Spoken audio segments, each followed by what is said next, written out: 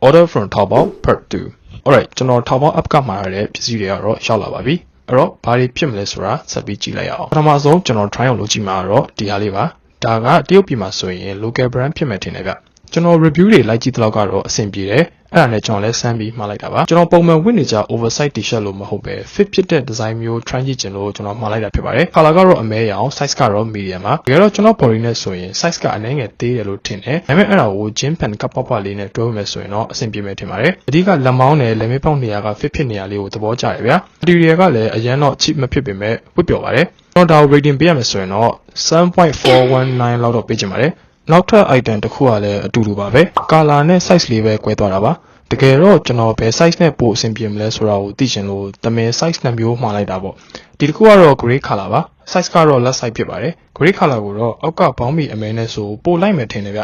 အမှန်တိုင်းပြောရင်တော့ left side ဝတ်ကတာပို့ပြီးတော့ comfort ဖြစ်တယ်အရန်ကျက်နေရလို့မခံစားရဘူးဗျာ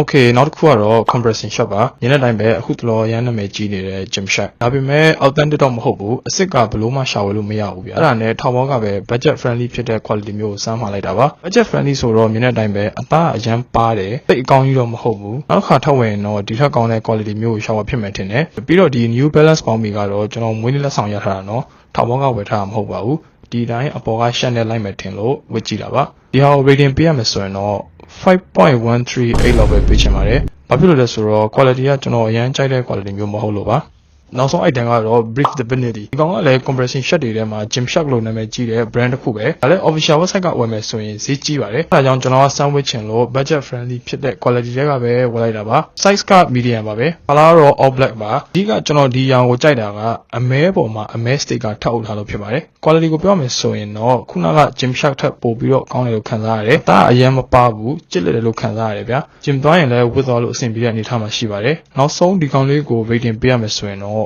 7.194လောက်ပေးချင်ပါတယ်အဲ့တော့ဒါတွေအားလုံးကကျွန်တော် Taobao app ကမှာထားတာတွေကို try အောင်လုပ်ကြည့်တာပဲဖြစ်ပါတယ်သိချင်တာတစ်ခုရှိရင်လည်း comment ထဲမှာဝင်မေးခဲ့လို့ရပါတယ်